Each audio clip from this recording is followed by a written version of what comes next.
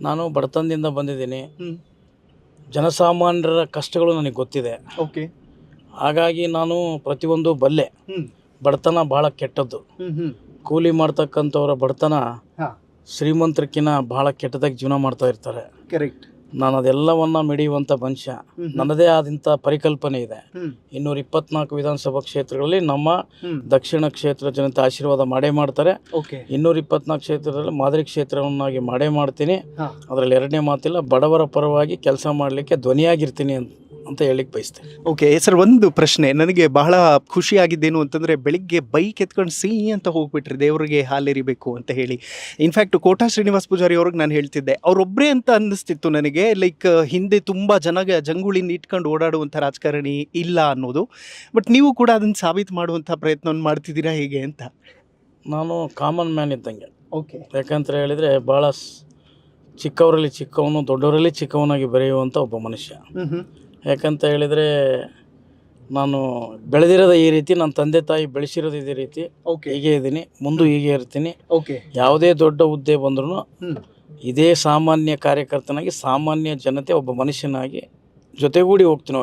ಎಲ್ಲರ ದಾವಣಗೆರೆ ಕ್ಷೇತ್ರದ, ದಕ್ಷಿಣ ಕ್ಷೇತ್ರದ ಮನೆಯ ಮಗನಾಗಿ, ಸೇವಕನಾಗಿ ಕೆಲಸ ಮಾಡ್ತೀನಿ. ದುಡ್ಡಿರೋರೆಲ್ಲ ಶಾಸಕರು, ಪ್ರಧಾನಮಂತ್ರಿಗಳಾಗ್ತಾರೆ ಅಂತಂದರೆ ಬಹುಶಃ ಇವತ್ತು ಅಂಬಾನಿ ಪ್ರಧಾನಿ ಆಗಿರೋರು, ನರೇಂದ್ರ ಮೋದಿ ಅವರು, ಮತ್ತು ಎಲ್ಲೋ ಒಂದು ಕಡೆ ಇದ್ದಿರೋರು.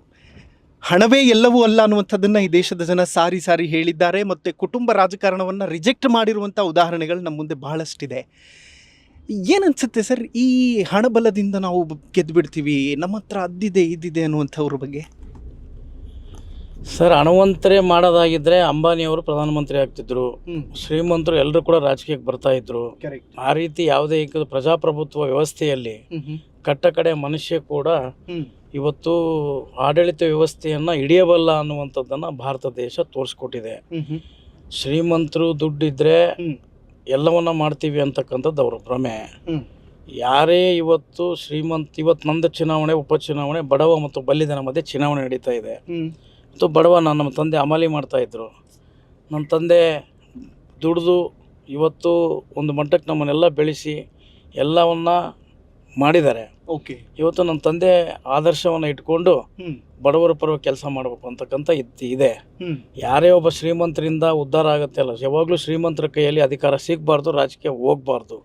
ಒಬ್ಬ ಬಡವನ ಕೈಯಲ್ಲಿ ಅಧಿಕಾರ ಇದ್ದರೆ ಜನಸಾಮಾನ್ಯರು ಕೂಡ ಅವನಿಗೆ ಹೋಗಿ ಕೇಳುವಂಥ ಅಧಿಕಾರ ಜನಸಾಮಾನ್ಯರಲ್ಲಿ ಇರುತ್ತೆ. Correct sir. ಕಷ್ಟಗಳನ್ನು ತುಂಬ ಹತ್ತಿರದಿಂದ ನೋಡಿರ್ತೀರಿ. ಇನ್ಫ್ಯಾಕ್ಟ್ ನಿಮ್ಮ ಸಿಸ್ಟರ್ ಒಂದು ಬೈಟ್ ಕೊಡ್ತಾ ಇದ್ರು, ನಾನು ನೋಡ್ತಾ ಇದ್ದೆ. ಲಿಟ್ರಲಿ ಅವರು ಎಮೋಷ್ನಲ್ ಆದರು.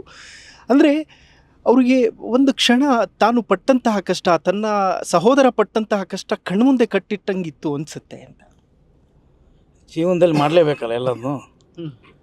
ಕಷ್ಟದಿಂದ ಬೆಳೆದಾಗ ಮಾತ್ರ ಸುಖ ಬರಲಿಕ್ಕೆ ಸಾಧ್ಯ. ಅದು ಆ ರೀತಿ ಅವಾಗಿತ್ತು, ಕಷ್ಟಪಟ್ಕೊಂತ ಬಂದ್ವಿ. ಇವತ್ತು ಕೂಡ ಕಷ್ಟವನ್ನು ನಾವು ಯಾರೂ ಮರ್ತಿಲ್ಲ. ನಾವೆಲ್ಲ ರೀತಿಯ ಕಷ್ಟಗಳನ್ನು ಪಟ್ಟಿದ್ದೀನಿ, ಆ ಕಷ್ಟ ಮರ್ತಿಲ್ಲ. ಆದರೆ ನನಗೆ ಯಾರು ನಂಬ್ಕೊಂಡು ಬರ್ತಾರೆ, ಈ ಜನಸೇವೆ ಒಂದು ದೇವರು ಆಶೀರ್ವಾದ ಮಾಡಿದ್ದಾರೆ. ನನ್ನ ಪಕ್ಷದ ವರಿಷ್ಠರು ಇವತ್ತು ಒಂದು ಉಮೇದುವಾರ ನನಗೆ ಮಾಡಿದ್ದಾರೆ. ಈ ಮೂಲಕ ಶಾಸಕನಾಗಿ ಈ ಮೂಲಕ ಬಡವರ ಕಣ್ಣನ್ನು ಒರೆಸುವಂಥ ಕೆಲಸವನ್ನು ಮಾಡಬೇಕು ಅಂತೇಳಿ ನಾನು ನಿರ್ಧಾರ ಮಾಡಿದ್ದೀನಿ. ನನ್ನ ಮನಸ್ಸಿನಲ್ಲೂ ಇದೆ. ಯಾಕಂತ ಹೇಳಿದ್ರೆ ಕಷ್ಟದ ಬಗ್ಗೆ ನನಗೆ ಭಾಳ ಅಂದರೆ ಭಾಳ ಅರಿವಿದೆ. ಯಾವ ಥರದ ಕಷ್ಟಗಳನ್ನು? ನಾನು ಕೂಡ ಪ್ರತಿಯೊಂದು ನನ್ನ ತಂದೆ ಭಾಳ ಆಗರ್ಭ ಶ್ರೀಮಂತರಲ್ಲ. ನನ್ನ ತಂದೆ ನಮ್ಮನ್ನೆಲ್ಲರೂ ಕೂಡ ನಾವು ಕಷ್ಟದಿಂದ ಬೆಳೆದಿರೋದ್ರಿಂದ ನನಗೆ ಓದುವಂಥ ಸಂದರ್ಭದಲ್ಲಿ ಆಗಿರ್ಬೋದು, ನಾನು ಕೂಡ ಫೀಸನ್ನು ಲೇಟಾಗಿ ಕಟ್ತಿದ್ದೆ. ನನಗೂ ಹೊರ ಕುಂದಿಸ್ತಾ ಇದ್ರು. ಅವೆಲ್ಲವನ್ನು ನೆನೆದಿದ್ದೀನಿ.